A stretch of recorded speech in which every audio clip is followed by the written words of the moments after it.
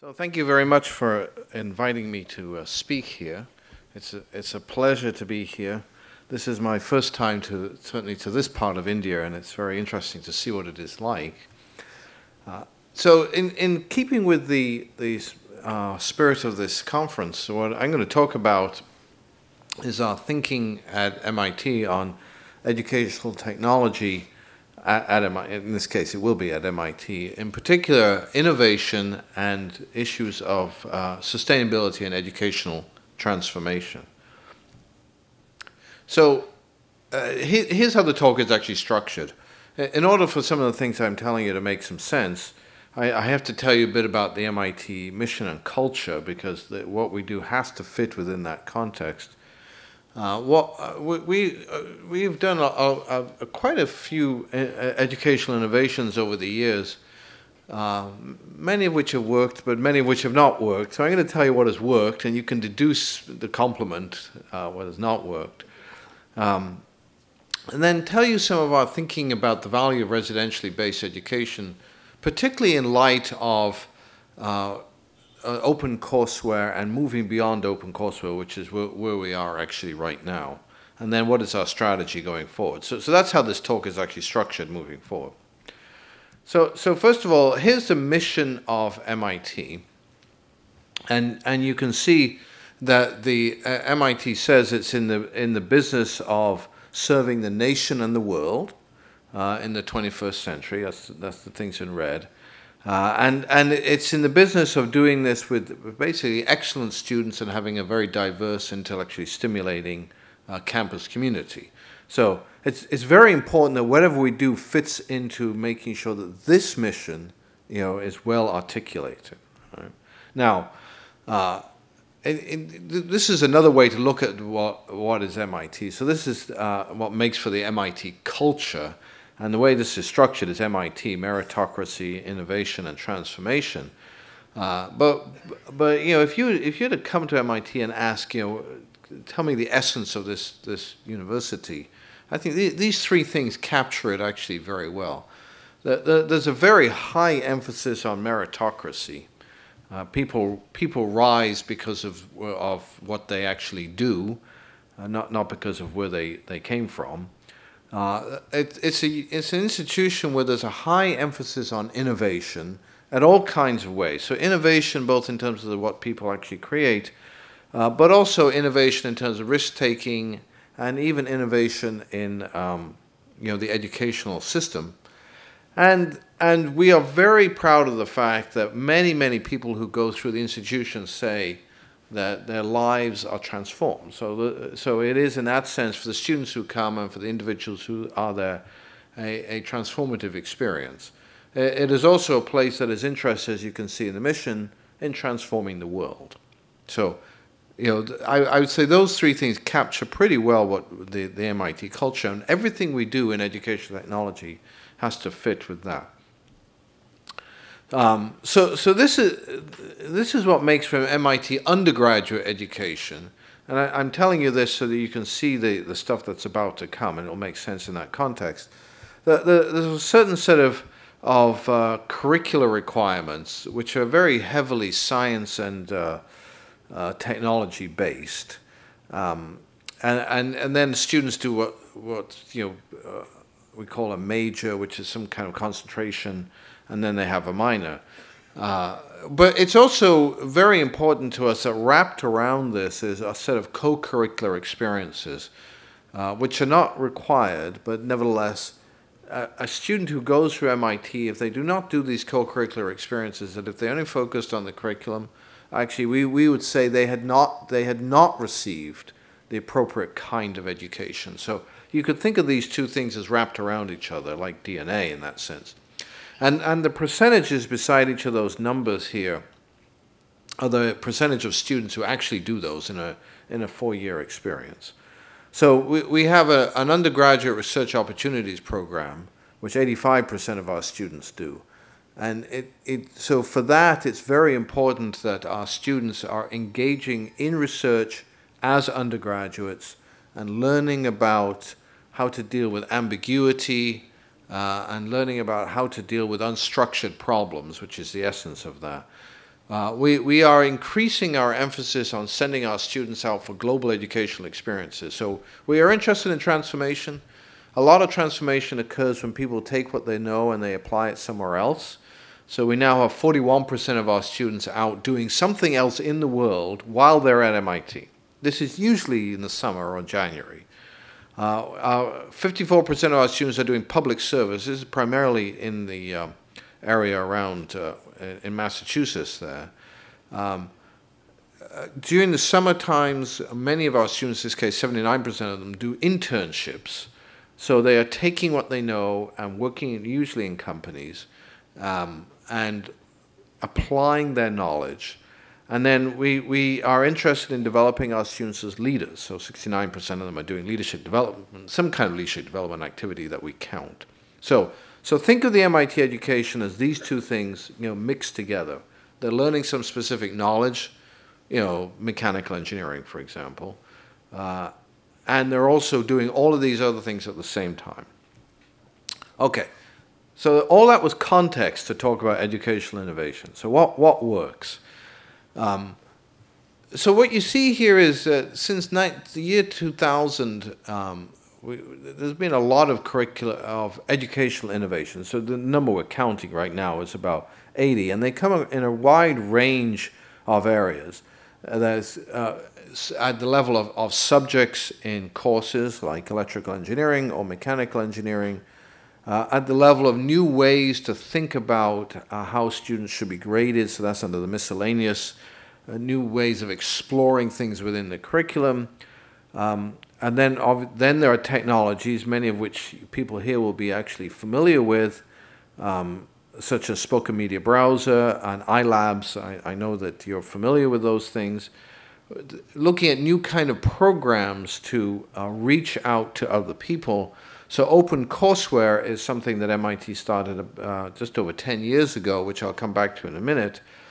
And then looking at different kind of classrooms. So there's actually two of these, what are called teal classrooms, which are classrooms where people can learn in sort of project-based ways and actually explore their material in small groups. So these are not lecture classrooms.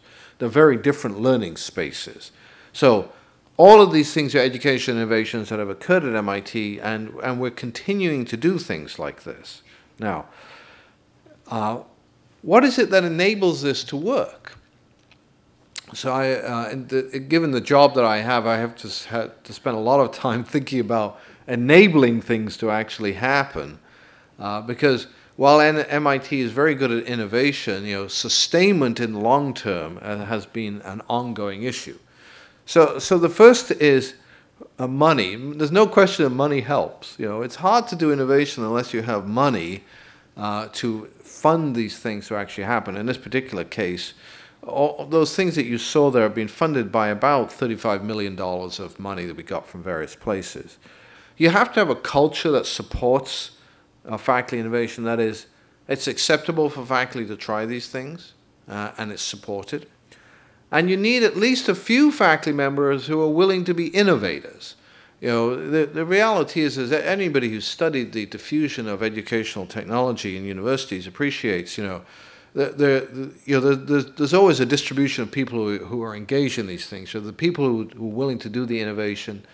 Then on one end, if you think of it as a distribution, on the other end, there are people who will never take up any innovation, no matter how hard you try to get them to do it. And then there's the people in the middle. So we basically need the few of the people on one end, the innovators, to get to the people in the middle. And the people on the other end, we don't bother with them because we can't move them anyway. But then for faculty who are very busy people and working very hard, you need to have dedicated organizations. So we've just discovered this over the years. So I'm giving you three here. One that Vijay Kumar runs, the Office of Education, Innovation, and Technology, actually develops and disseminates innovative education and technology applications. That is, to ask a random mechanical engineer to write an educational technology application it's probably not beyond them, but it's certainly beyond their level of interest to do it. You need to have people who are willing to work with them to actually do it. But then you also need what we here at MIT call a teaching and learning lab That is, you need people who know how to assess whether or not the innovation is actually working or not. Not everything that we tried has succeeded, and we have good understanding why that is the case. You need people who are, in this case, serious social scientists who know how to do the assessments, to gather the data and analyze the data and show whether something is working. And then you need people who will, if something is actually shown to work, you need people who will help move it within the faculty governance system. So we have an Office of Faculty Support that actually works out within the faculty governance system how it is that innovations can actually be ultimately sustained within the structure the faculty are comfortable with. Let me talk a little bit about OpenCourseWare. So what is OpenCourseWare? Because MIT has become very well known for this. It's now just over 2,000 courses, a web-based publication. And the way the director of OpenCourseWare says it to me, and I find this to be a very good way to think about it, you could think of OpenCourseWare as basically static pictures of courses. So think of a course being given at MIT, you take a snapshot of the course, and you take that snapshot and you stick it up on the web. So that will therefore be all the curricular content associated with it, some of the homeworks, and there are actually some videos associated with it, lecture notes, and so on. But it is not an interactive experience. That is, the individuals who can look at this all for free or anywhere in the world are not interacting with each other, and they're not interacting back with a faculty member. They're basically seeing a snapshot of what was given in the course the last time it was actually given. So MIT has now placed up basically 2,000 syllabi and reading lists. That's about all the courses that MIT actually has that can be placed up on the web. I mean, thesis courses, you couldn't really figure out how to place those things up. But that's what OpenCourseWare is. MIT, this thing now has over 100 million people worldwide who are accessing this, and not necessarily all in real time, obviously, but we know that over the 10 years, that many people have actually accessed it, and we know that people are downloading the material and using it to learn for themselves, right? So it's a way, essentially, of getting the MIT curriculum out there so that self-learners can take it and do something with it. Something else that's actually we are actually learning more and more about that's going on is the value of learning analytics and assessing learning. The first thing I must be very careful to do is to distinguish what we mean by it. So in the United States, the phrase learning analytics is sometimes used by the Gates Foundation to talk about next generation learning challenges, which is particularly looking at predicting drop and fail rates in courses. That's not what we're talking about. We're talking about assessing the learning process, using the power of educational technology to capture detailed student knowledge, and then actually measuring in real time the effectiveness of instructional elements. So one of our colleagues, Dave Pritchard, what he likes to say is if you think about what occurs in a traditional class at MIT, which has students being, handing in homeworks and receiving marks on those homeworks, and they essentially accumulate to a grade, the actual amount of data that exists on a student, first of all, is not real time. The feedback is not in real time. And secondly, it's only about 100 bytes of data. It's not a huge amount of data. Well, by using educational technology to assess in real time what the students are actually learning, they are accumulating hundreds of thousands of times more information on a student, and then by actually feeding it back to the student in real time, allowing the student then to get a sense of what it is, how well they're actually doing, how much they're actually learning or not learning in the process, right? So, I mean, this is what this just says. Basically, these tutors, education data mining tutors, give huge amounts of data on the students. So it allows fine-grained assessment, and in some of our classes, we've actually been doing that. Assessment of the detailed skills of a student, formative assessment for the teacher, what is it that they're doing right or not doing right, and eventually it allows the concept of individualized tutoring, which is something that, if you go back to the very early days of education in places like Oxford and Cambridge, they actually did. And as one went to scale, one moved away from that. By using these educational technology, in this case, it allows one to actually move back towards that period. It allows the assessment of what habits help or hinder learning. So Professor Pritchard did a very interesting study where he was actually able to show that students who copied homework for other students, their learning was actually reduced relative to the students who did the homework for themselves. So that's a surprise, But he was actually able to prove it from the basis of the data. And it allows an understanding of what kind of course activities actually correlate with learning. So this is an example where educational technology, in this case, gathering large amounts of data and using it in a formative mode, assessment mode, is helping both the students and the teachers. Some of the things that we have learned that actually improve learning is having pedagogies of engagement. And here you see students, of course, actually building things. Now, one of the things I'm going to show you now is data. So this is the advantage of having a teaching and learning lab, which is what I showed earlier. Every one of those experiments that we've done, we've been acquiring data on to see if it actually works or not. So what this shows, this was a particular class, 601, is a basic electrical engineering computer science class. Once they introduce active learning, that is, students not sitting in lectures but actually building things there, what they were able to show is that confidence in abilities, increased with the introduction of active learning, which is what these two curves, actually show.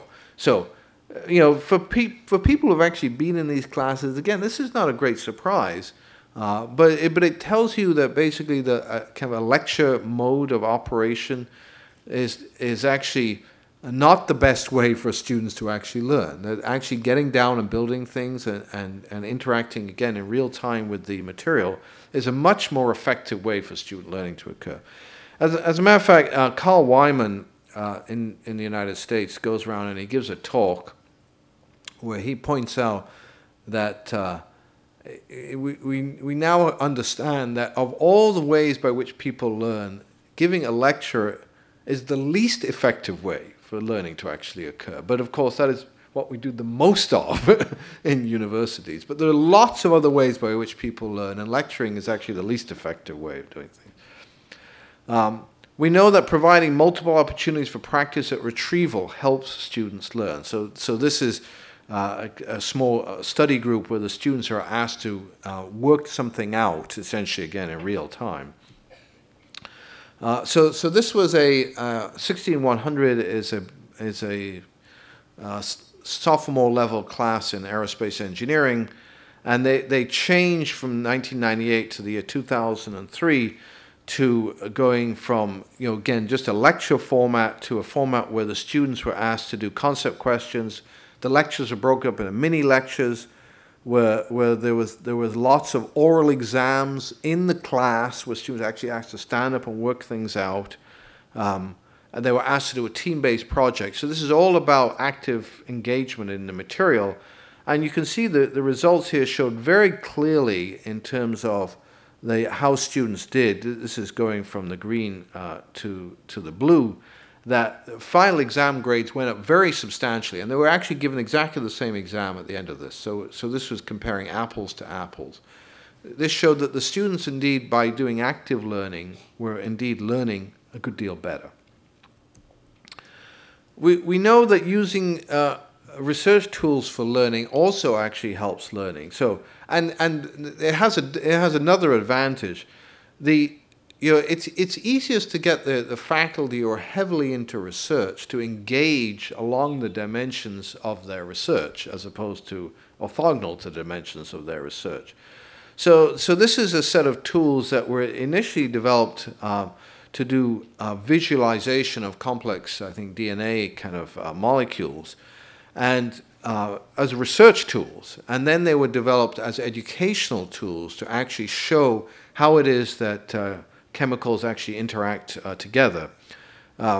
And this has now spread enormously. So in these classes, students can actually manipulate, see the structure of DNA, rotate it, manipulate it, cause things to come together. This is all a visualization, of course, but it was built originally upon a research tool. And it has now spread like a wildfire. So it's been used now by 1,000 MIT students, and there's 100,000 people worldwide who are using these visualization tools to actually understand the material. We also have been working on something that are called iLabs, and in this particular case, I give a specific name here. Jesus del Alamo was the faculty innovator who came up with the idea. So this is the idea that you use educational technology to access real labs, access to the internet. So this is not simulations of labs. This is real equipment, access to the internet that you can access from anywhere in the world. Now, the reason I mentioned his name is not only he is an example of a faculty innovator who did this, and our challenge at MIT is how to take this and now cause the bulk of the faculty to be willing to do this as well, as opposed to just the faculty innovator, as Jesus del Alamo, as a faculty innovator, has actually moved on to other things. But this is an example. So the advantage of doing this, of course, is that the equipment is available 24/7. And not only that, but of course you can do it in a much safer mode than actually having students in some of these places. So this is just an example of a number of devices which can be accessed over the internet and where experiments can actually be done. The students get the data back. So this is data from the real equipment, and they analyze the data and they learn something from it. And as they're actually manipulating on the internet, they're causing these devices to do whatever it is that they're actually doing. So the advantage is available 24/7. It's much better scheduling of this equipment. And for some of the equipment, especially for the stuff that's deployed in the nuclear reactor, there are actually safety issues where you don't want to put students in there, but you can actually put equipment in there and have the students learn something from them. So it's an example of the use of in this case, educational technology, which is, of course, the software that drives all of these things, to enable interaction with real things and learning to actually occur. Let me talk a little bit about what we think will be disruptive innovation. So I showed you OpenCourseWare earlier. So OpenCourseWare is 10 years old now. It's over 10 years old. We recently announced at MIT something that we're calling MIT X. The X is it's not exactly clear what it stands for, but except that it stands for something beyond MIT. Right? It really is a holding name until we figure out what really to call this thing. Right? But I mentioned what OCW was. OCW is a snapshot in time, a static snapshot in time of the courses as they exist. So what we're proposing to do is open up a number of these courses with online versions for learners worldwide to form communities. That is, some MIT courses we made available to have actual interaction between the learners and assessment of learning to occur in real time. And with the educational technology, we believe that we can scale this to large numbers of students. The idea is to actually give a credential if the learner passes at MIT quality and pays a modest fee yet to be enabled. And fundamentally, this is enabled by the educational technology that allows there to be obviously broadcast of the material over the web. I mean, in some sense, OCW already does that. It's the actual interaction and the assessment, that is actually new. For very large numbers of people, and the interaction, of course, student to student and student with the faculty member, that we will actually be trying something new.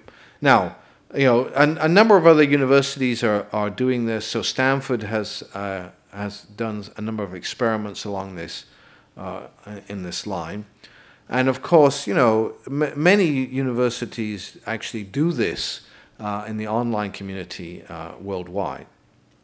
Now, what we understand is that what we do here cannot be just a repeat of the residential classes, right? Because at MIT we have all of our classes are residentially based classes. That is, they're actually physical classes with the professor interacting in some fashion with the students. And they deliver at very high quality. But fundamentally, they work because we have very low student-to-teacher ratios. That is, there's not that many students in there on the average relative to the teachers. And so the students get a very personalized kind of experience. When you talk about operating at scale of hundreds of thousands of students, if we did try to scale it up in the same way, we wouldn't be able to afford it. So we understand that what's going to happen here will not be just residential classes scaled to large numbers. It has to be fundamentally different ways of doing business. Now, this actually does call into question the value of a residentially based education. And we've been giving a great deal of thought as to why is it that students will want to actually come to a place like MIT, given that we will do something like this and make it available actually for free to the world. We will actually make all of this available for free, and only if somebody wants a credential will they actually have to pay. If they just want to learn the material and not get a credential, then they'll get it all for free. What motivates a person to actually want to come and in the US pay a lot of money to be at a place like MIT when not only the curricular content, but the interactions, some of the interactions that can occur will now be made available over the web. So this is something that we've been given a great deal of thought to. So the first thing I should note is the fact that MIT as an institution has to change is not new. So this is from MIT, I think back about 1900. There actually was a course in domestic science with practical applications. It was called Course 102, and it is long gone. We don't teach that anymore. We teach mechanical engineering, electrical engineering. My point is, MIT has changed. We know things have to change. The world changes, right? But the important thing to do as you change is understand what your founding values are and focus upon those things, right?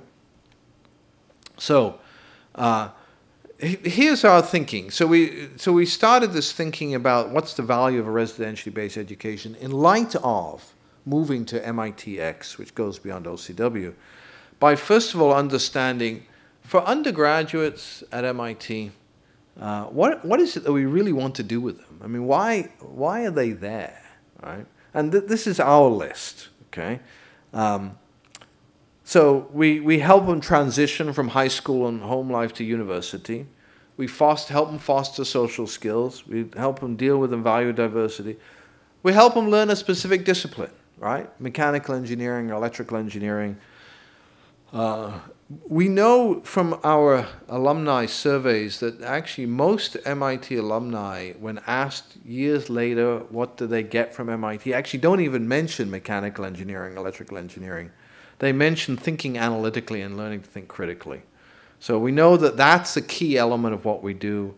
We teach them how to learn by doing, and we teach them how to learn how to learn. So these are the reasons why we have people actually come into residence, right? And you notice on that learning a specific discipline is actually only one of those things. Right? So here's our current thinking. I mean, this really is current thinking. It continues to evolve. We know that content it will be almost always available electronically, which changes the role of the faculty, you know. I mean, you might say that textbooks have changed, do that too. I mean, but the content is now available online dynamically, and what the faculty now do has to change in light of that. We believe that our education will evolve to some intelligent mix of physical space and cyberspace, in mixes yet to be determined. That is, we don't quite know where the slider will go. We believe that undergraduate education is best suited to physical proximity, whereas what we call executive education, which tends to be for much older individuals, is probably better suited to cyber proximity. We understand that cyberspace enables global interactions to actually occur, and we understand that it enables serious lifelong learning to occur. So, I mean, given that mix of things, then the question is, you know, what we're going to place the slider between physical and cyber proximity at different places depending upon what the age of the people is that we're actually working with. But for undergraduates, it will still be oriented around physical proximity, given all the things I said earlier. We understand that what education is about is moving from novice to experts, and what educational technology enables is the desire for customization to individual learning styles, which is actually what that learning tutor actually showed. When you have that much data on students, you can actually go in and analyze on a per-student basis how it is to help that student learn actually better. And actually, in that sense, educational technology enables every student to find his or her niche. So that the MIT, we believe, can actually move to become a more personalized, individualized place than it is currently, precisely because we can acquire the data on each individual and tailor the education to their experience, that's what we call a demand pool education. We understand also that, I talked about data as if all of it were uniformly good, but we understand also that and anybody who's been on the web appreciates this, as well as more information becoming available, there's also more noise out on the web. That is, how you tell what's good data from bad data and good knowledge from bad knowledge is actually becoming increasingly hard to do. So we understand that part of what we have to do is give the students the skill of extracting knowledge from data and wisdom from knowledge. As noise on the web actually becomes, there's just more of it. We also understand that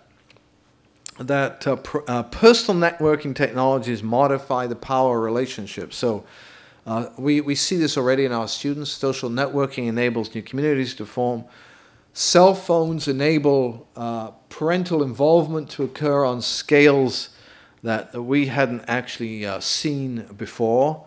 To give you an insight, we know from our surveys of our students that our students are talking to their parents several times a day, with their cell phones, and this enables the parents to be involved in education, in ways that certainly when I went to school, I talked to my parents at the beginning and at the end, and that was that, because it was just not possible to communicate with them in essentially real time.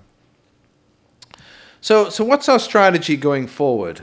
I've given you some sense of what we call MITx, going beyond OCW, some sense of the things that actually work at MIT. What we want to do is move help MIT move from the current educational state to a future state that we describe this way. Much more experience-based learning, much more hands-on, globally connected. We know that's good. Much more research-intensive even than it is now, and it's already pretty research-intensive. And we believe that the residential experience for our undergraduates will be some integration of a physical experience and then technology enabling, online pedagogy, the technology-enabled experience, perhaps at MIT, perhaps elsewhere, perhaps in modular forms. We actually don't know yet. We're experimenting with that now, but we believe that's what will actually occur. So as a result of that, we're undertaking a number of experiments. So at MIT, it's actually very easy to do experiments. The hard thing is figuring out how to sustain them, actually. But the experiments are designed to do this, to actually get at this idea of can we address the varied abilities of MIT students. I mean, much more individualized education. Can we actually just break apart the model of a semester? Certainly in the U.S., the thing that's called a semester and then the summer break are actually products of the agricultural age. And in this day and age, and especially with educational technology, there is no a priori reason we have to do things this way. Can we actually move from teaching content to providing hands-on and research experiences? And can we increase the quality of the interactions between everybody? I mean, we believe that education technology, well deployed, actually has that potential. So what we're actually doing is We're developing a set of next-generation tools to improve self-paced learning experiences and tools to support advising and assessment. We are looking at flexibility in course delivery, taking a number of courses and breaking them apart into modules that are basically concept-based so that students can actually take them at their own pace. We are looking at many more international experiences for our students, but we also want our students to be able to take those MIT courses from wherever they are actually in the world, so actually having the infrastructure to do that. And in the long term, we are thinking that what we call MITx might actually help to create what some people call the metaversity, which is where excellent material is actually shared across institutions, not institutions that fundamentally all belong to the same place, but a wide variety of institutions.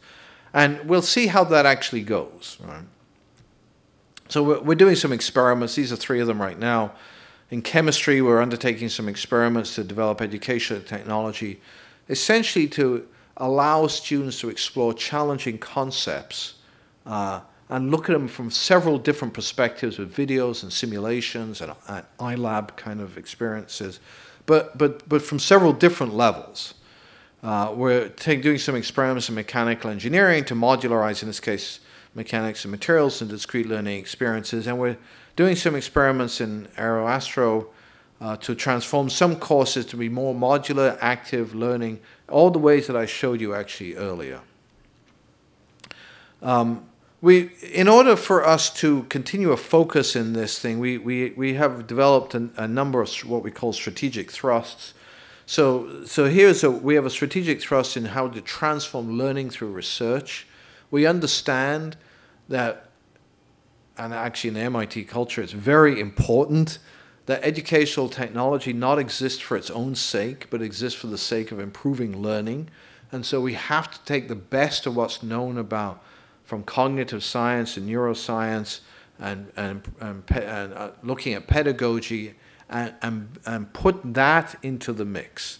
So we have an emphasis on using research to transform learning, and then an emphasis in leveraging education and technology for education effectiveness and change. And there's 3 ideas there, which is applications to enable flexible, modular, concept-based approaches for deeper learning, developing interactive content and tools to promote learning experiences using open educational material, and then developing learning delivery environments. We understand that space, physical space, actually makes a difference. So we're looking hard at our physical spaces and asking the question, how can we make them more flexible so that learning can actually be enhanced, as a way of actually doing that. Now, this costs big money to do this, but nevertheless, we understand we have to do this. So in summary, actually in my years at MIT, this is, I would say, among the most exciting times for education. And what we see is lots of change bubbling up, right? In part because of the growth of online education technologies, which have now reached the point where large numbers of people can be affected and can offer high-quality education at scale and at a lower cost. And that's why we want to do MITx as a way of moving beyond open courseware, which we did 10 years ago. But we also believe very strongly that, done right, that we can actually not only keep residentially based education where it is, but actually improve it. But in order to do that in the MIT culture, we've got to experiment, and we have to innovate. I mean, that's why I showed you the cultural stuff first. I mean, that's the only thing that's acceptable within the context of MIT, is try to do it by means of trying various innovations and then figuring out which ones are actually, sustainable. But I think, and this is not just me, many people who think about higher education, certainly in the US, believe that we're at an inflection point with regard to what can be done seriously with regard, in terms of changing the structure of education, of higher education. And so in that sense, these are very exciting times. So with that, let me thank you for inviting me, and guess I'm open to any questions that people may actually have. The student-teacher ratio, how did the economics work out for a good student who wants to come to MIT? The financial support. Yeah, so are you talking about the finances of MITx or the current finances? I mean, I can give you some sense of the current finances, right? So we have a student to what I call person in the learning enterprise ratio. So that is professors, teaching assistants, learning assistants, lecturers. It's about 5. So there's about 5 students to every 1 person involved in actually helping teach. So it's a very low number, right? Which means, so the good news is that the students get a very good education. The bad news is it's a very expensive education for exactly that reason, because it's such a low number, right? So we actually charge for our education about $40,000 US dollars a year. But we believe that the actual cost of delivering it is about twice that, right? So, it's an expensive education, and it basically works because it's so people intensive and with such low numbers. Now, as we think about going to this thing we call MITx, we cannot, those economics cannot scale because it will break the bank to do that. So what we're looking at are technologies for doing large-scale grading of material and assessing of material, which is automatic. So it's actually done mediated through a computer. We're looking at various crowdsourcing technologies by which students can actually interact with each other, and then over large numbers of students and form communities of students. We're looking at the various technologies to see what are the most pressing questions that actually students actually have, voted up and down by actually large numbers of students. And those technologies we believe can actually scale, not at the costs I just said, but at substantially lower cost. So if we tried to scale it at the cost I just said, you'd end up with MIT education, which would be unaffordable by everybody. So we're not actually going to do that. So that's some of the economics of current. We actually don't yet know what the numbers are going to be for MITx, but that will actually be worked out. Is actually being worked out right now. Right? Are you open for any collaboration education with Indian universities? If it is, there is a collaboration, then how do you do that in electronic education? Like in India, we have NPTEL and something like e-educations are going on. But some of the universities want to have a collaboration or MOU with MIT, a great institution in US. So what are the plans, or is there any options that open for having an education collaboration with you? So the conceptual model of the thing that we're calling MITx is to make the MIT curriculum available in an open source, open architecture, way. And the idea is then that other universities, as they wish, will be able to actually join in that.